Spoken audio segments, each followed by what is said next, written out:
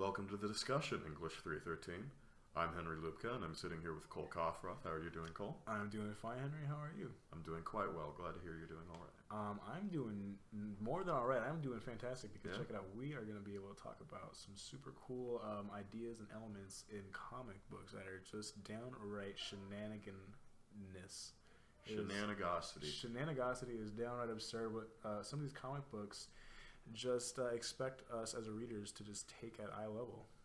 Comics are an incarnate form of silliness conceptually, and I really appreciate and really frankly adore the way that they take these ideas and make them palatable. Yeah, exactly. Like there's plenty of things in comic books that are, of course, in the real world, you would just never take for not take for granted, but you would never accept them. Is what I'm trying to say. You would never accept a lot of stuff. If we did encounter this, it'd be hard to really come to grips with. Yeah, exactly. And we have a few topics here, but our first topic is going to be the God among man concept, and we're going to use Thor here as a big figurehead and a spear point for this idea. The God among man being the super individual, the God type character, the Thors, the Spider-Mans, the people like this, and their interaction with us, the non-superhero, the very average, boring, plain human being, and how that would play out and pan out. You're not boring, Cole. Thank you, Henry. You're welcome. Oh, I don't think you're boring either. I'm glad to hear it. Oh shucks. Well, would you like to go in, because we've got this. Absolutely, we've got the cover of Journey into Mystery '84 right here. This is the second comic Thor appeared in. His first appearance was in '83. In '83, he discovered his powers and fought aliens made of rocks. Here, he's fighting South American communists. And what's kind of interesting about how he's fighting South American communists now is that if superheroes were around in the real world, they would be finding themselves getting tangled up, and they'd have to act on all these political issues that we're facing right now. Like, I could see a superhero type thing going after ISIS. Perhaps. Make it topical. Applied directly to the skin. And so what we see here is one of the backlashes of that kind of engagement, which is when people oppose you, they'll oppose you violently. And so we see the executioner figure all the way on the left, ready to give the order to the firing squad to execute Donald Blake. It's important to note that Thor here is a mental image. It's the figure that Donald is protecting with his mundane humanity, because he can't reveal to these people that he's Thor, because if he did, they wouldn't be allowed to live, and Donald can't reconcile with that. Yeah, and you see that a lot. That motif play out in a lot of comic books. The superhero physically being able to, obviously he could overpower all these men with the guns. It would be easy for him, but he can't do that because he can't give up his secret identity. We see that a lot in Spider-Man too.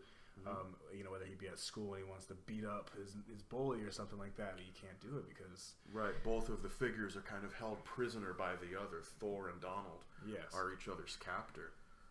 We also see the figure of Jane Foster, who is really reliant on this figure, this protector, and we also see that she's reaching out as if she needs to do something, but she can't, because Thor represents what she can't do for herself, which is to be the righteous protector. Ooh, I like that, Henry.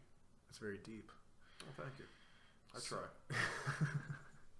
So our next talking point is going to be the idea of collateral damage and damage control. Right.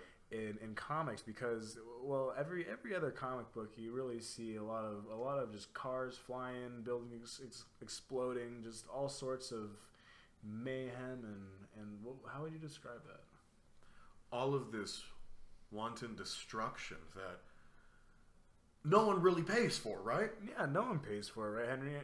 Not quite. What we got here is issue number 2 of Damage Control. No way. A comic series dedicated to a company that foots the bill for all of the stuff that superheroes break. And as you can see, there's a very well-dressed, suited executive yelling, "You'll pay for this, Doom," at the top of his lungs. This issue, when Doom defaults, is about a damage control. That's the name of the company. A damage control representative being sent to collect reparations from Doctor Doom.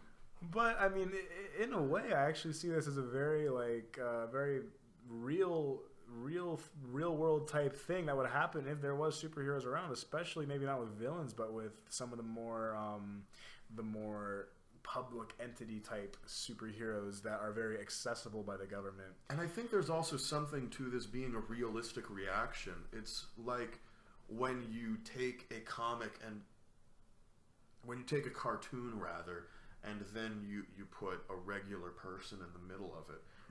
You're taking the realistic and putting it among the abnormal, and the whole thing becomes even more surreal and absurd. It amplifies by magnitudes here.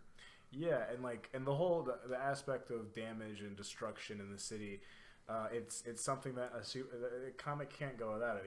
You're not going to not have a fight in the city because no one's going to say, "Oh wait, let's take this outside to the abandoned lot." Right, and here it's handled in a very light and silly way. And yeah. Then there's the alternative. Yeah, the flip side of the coin, which on screen you'll see Spider-Man over New York City after 9/11 happened. This is specifically the wreckage of the Twin Towers at the World Trade Center. And this is a very different look on the damage that people can do in a city and how it can really affect people. And I think that a lot of the viewers to this comic will really empathize and understand how Spider-Man feels here, because even though he is like a superpower, he just is just as affected as the rest of us. Exactly, he's just as affected, and we could all, I think, empathize with what he is feeling right now. Cole, tell me your thoughts on this. How do you believe that damage control and this is issue number 36 of the Amazing Spider-Man?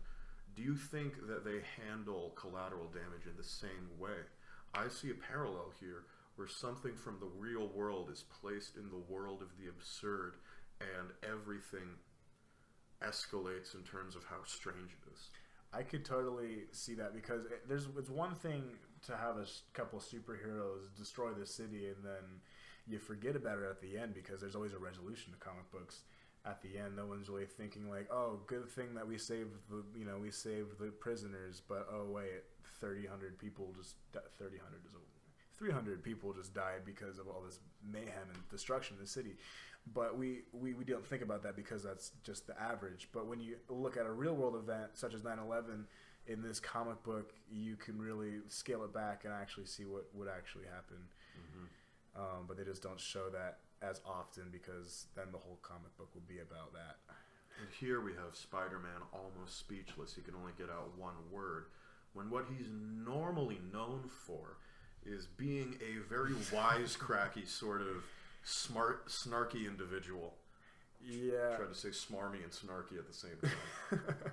I 100% agree. Spider-Man is the quintessential jackass of the superheroes.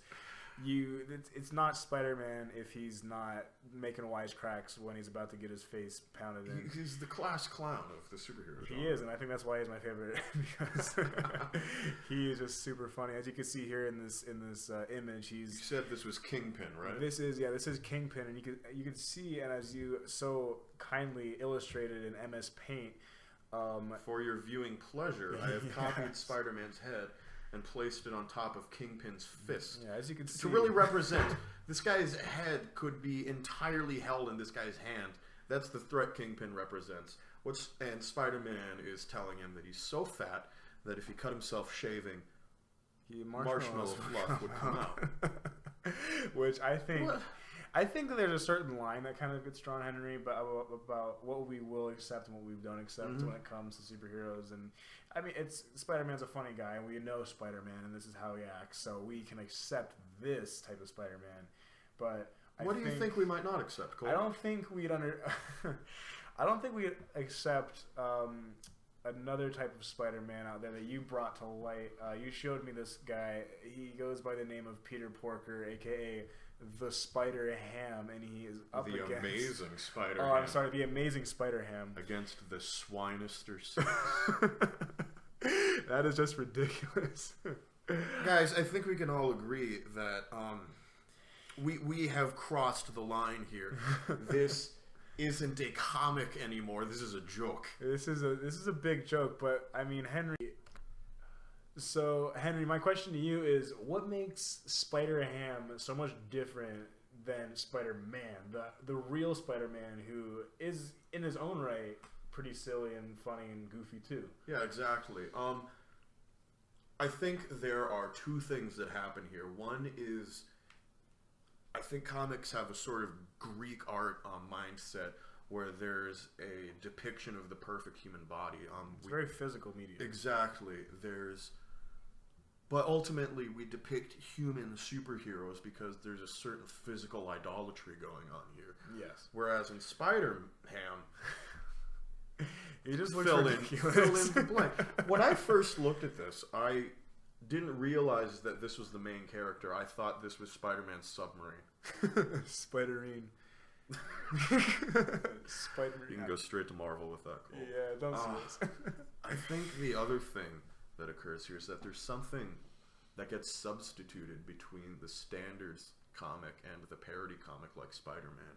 I believe that in a regular comic there's a very dramatic action intent that is put forth, that we're going to tell a dramatic story. And maybe that varies from issue to issue, but if you look at an arcing story, there's a through line, and that through line is, you know, it's absurd like we've said, but it's taken seriously in the way it's told. Yeah. Here in Spider-Ham, that solemnity, you could say, that reverence, is thrown out the window and replaced with comedy here. Yeah, I think that at the end of the day, in a normal superhero type comic, they're still going after a truly evil bad guy, and they really need to stop him. Otherwise, something bad's gonna happen. Right, there's a fight between good and bad, whereas here it's will Spider-Ham become breakfast? And he doesn't. I can tell you that. You should really read this because he's a the hero. 25th anniversary. This is the 25th anniversary issue of Spider-Man. Which is, I don't know where I'm going with that. It's a really lovely way to celebrate the genre. Yeah, 25 years and we have Spider-Ham now. You know what? I gotta really wonder what the guy who pitched this to the Marvel execs. Well, I think he's a hero. I think he's just as much a hero as Spider-Man is. You know what? And with that, I think that is a good way to end. Listen, you guys are all heroes, okay? You are the music makers, the dreamers of the dreams. Ooh, that's a quote from Willy Wonka. Signing off, guys. Take it easy. Have a good one. Excelsior.